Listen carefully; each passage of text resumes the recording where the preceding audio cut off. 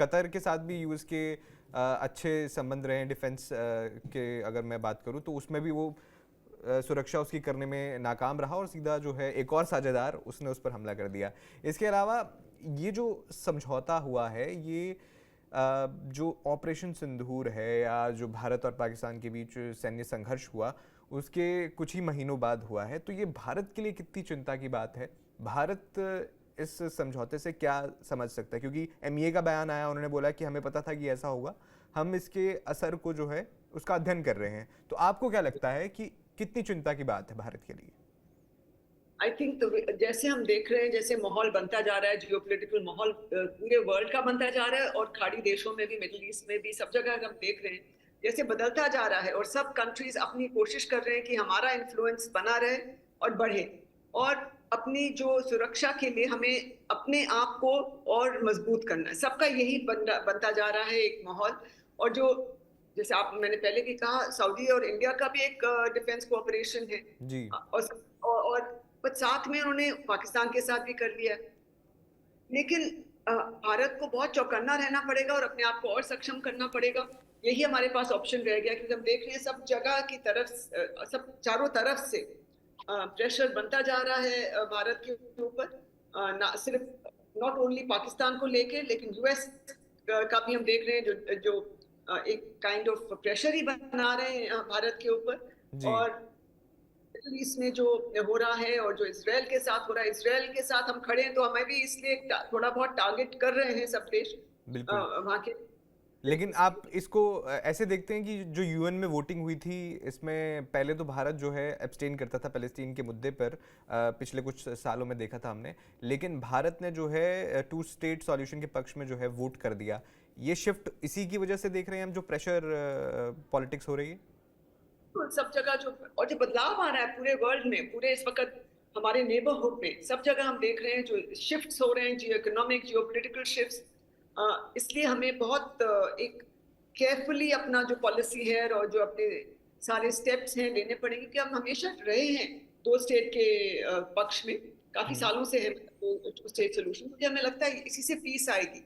जी। लेकिन पॉसिबल है कि नहीं, क्योंकि दो टू स्टेट पे जो है ना वो मानते हैं, ना इसराइल मानता है, ना पैलेस्टीनियंस मानते हैं। क्योंकि बिल्कुल। बीच में काफी इस पे प्रोग्रेस भी हुई थी और काफी बातचीत आगे चली थी। लेकिन आई थिंक एग्जैक्ट रीजन का क्या किस वजह से हुआ, लेकिन वो आगे प्रोग्रेस हुआ ही नहीं। और जी। अगर तब हो जाता जब दोनों देश राजी थे, इसराइल भी राजी था, वहां के पैलेस्टीनियन लोग भी राजी थे, पर आई डोंट नो जो पीछे बैकग्राउंड में जो और शक्तियां हैं वो राजी हुई थी कि नहीं फुल्ली कि इसको कैसे इम्प्लीमेंट किया जाए। अगर जी। वो उस वक्त हो जाता कुछ साल पहले तो उम्मीद थी कि हो जाएगा, लेकिन अब बहुत मुश्किल लग रहा है, क्योंकि इसराइल का की जो स्टेटेड पॉलिसी है कि हम गाजा को खाली करना चाहते हैं, उसके जी। बाद हम देखेंगे क्या करना है। और यूएस भी बीच में उनके साथ खड़ा रहता है कि हाँ गाजा को आप आप फुल्ली वहां से हमास को निकालना है। तो ये डिफरेंट कॉन्फ्लिक्टिंग जो अप्रोच है, और जो डबल स्टैंडर्ड नहीं कहना चाहिए पर डबल स्पीक तो जरूर है हर एक देश के इन मुद्दों पे। तो मुश्किल सिचुएशन है आगे, कॉम्प्लेक्स सिचुएशन। और बिल्कुल इंडिया को बहुत चौकन्ना रहना पड़ेगा। ये डायरेक्टली जी। इंडिया के साथ के अगेंस्ट नहीं है, बट हमारे बिल्कुल इम्पैक्ट करेगा, क्योंकि पाकिस्तान हमारे नेबरहुड में है और हम देख ही रहे हैं हमारे जो रिश्ते हैं।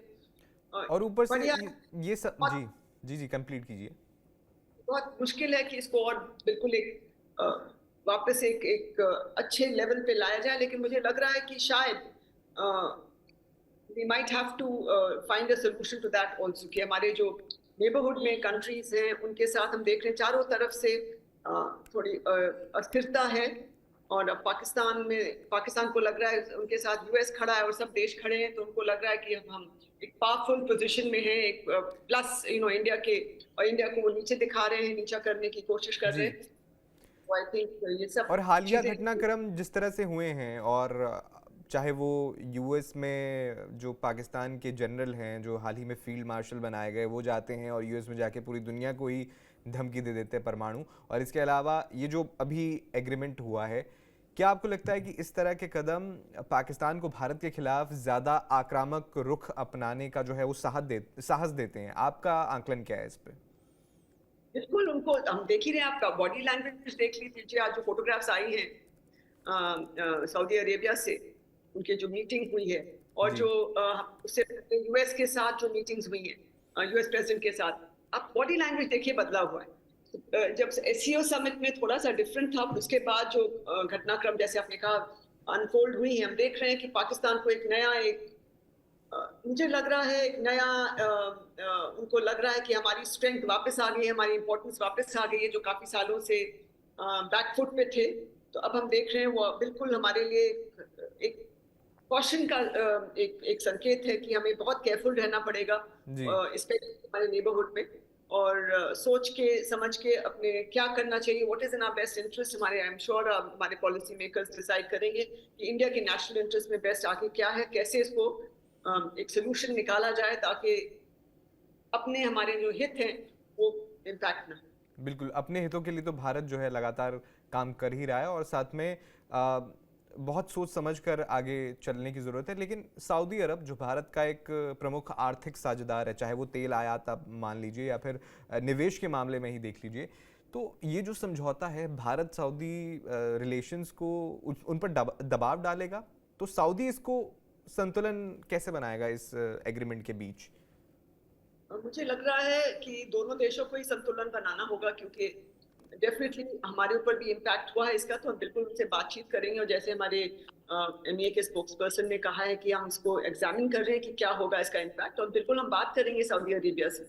और पर साथ में सऊदी अरेबिया ने ये भी कहा है, हम डायरेक्टेड नहीं है किसी और देश के अगेंस्ट, तो उम्मीद है कि वो उसको उसको अपना जो स्टेटमेंट है उसके ऊपर वो कायम रहेंगे।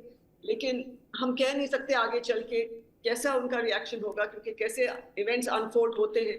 और भारत के ऊपर तो आई थिंक दबाव चारों तरफ से बढ़ता ही जा रहा है, और हमें बहुत ही कदम अपने अगले कदम और सब स्टेप्स और जो हमारे रिलेशनशिप्स है सब कंट्रीज के साथ, हमें आई थिंक फिर से उनको थोड़ा बहुत रिकैलिब्रेट करना पड़ेगा हर एक जी। देश के साथ।